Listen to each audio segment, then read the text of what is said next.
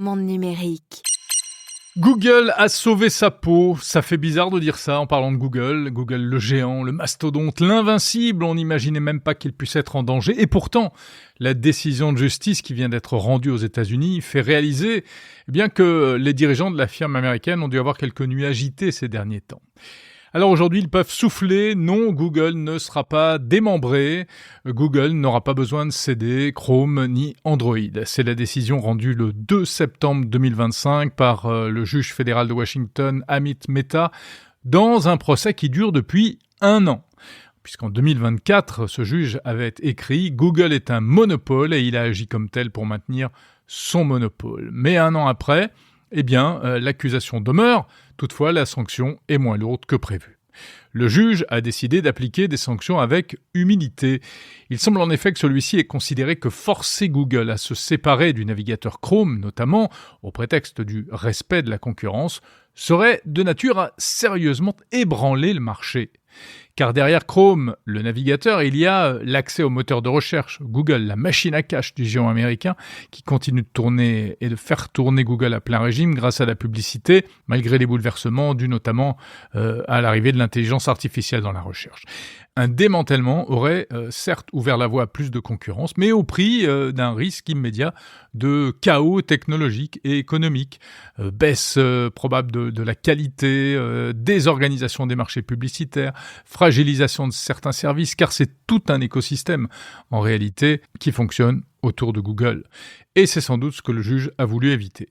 Alors cette décision fait aussi des vainqueurs, car Google va pouvoir continuer à payer des fortunes, notamment à Apple, 20 milliards de dollars par an, mais aussi à Samsung ou encore à Mozilla, éditeur du navigateur Firefox, pour être le moteur de recherche par défaut dans les écosystèmes de ces acteurs.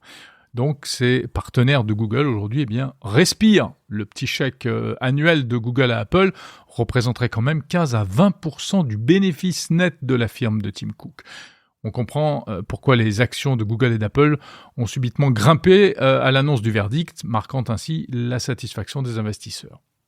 Mais la décision de justice américaine n'est cependant pas un blanc-seing autorisant Google à continuer joyeusement comme avant. Non, même s'il n'est donc pas obligé de se séparer de Chrome ni d'Android, il va devoir mettre de l'eau dans son vin et notamment Google va devoir partager certaines données, des informations sur les requêtes de recherche ainsi que son index avec des concurrents comme Bing ou DuckDuckGo.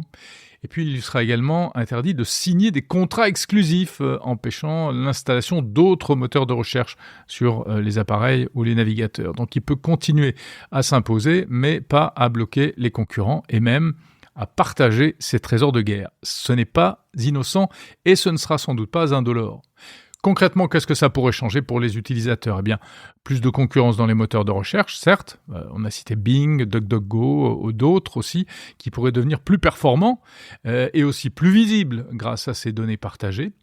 Pour l'utilisateur, encore plus de choix à l'installation.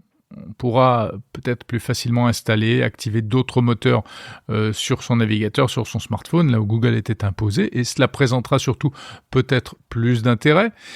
Un effet indirect sur la publicité, avec une diversification possible des fournisseurs via la montée de rivaux, et puis un impact sur les publicités ciblées.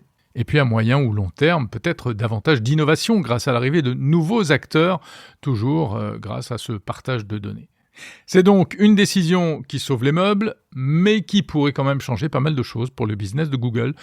On comprend alors pourquoi la firme ne renonce pas pour autant à faire appel de la décision initiale qui qualifie sa position commerciale de dominante et hégémonique. Pas question d'en rester là, selon la direction de Google.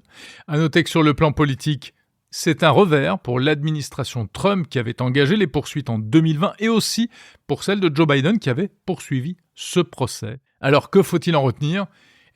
Comme Microsoft il y a 25 ans, Google sauve sa tête et son intégrité.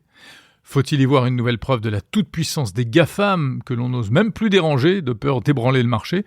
Ou au contraire, tout simplement la stricte application du grand principe américain de respect de la concurrence ? En tout cas, Google va pouvoir reprendre son business presque as usual en se concentrant maintenant sur la prochaine étape, c'est-à-dire l'intelligence artificielle.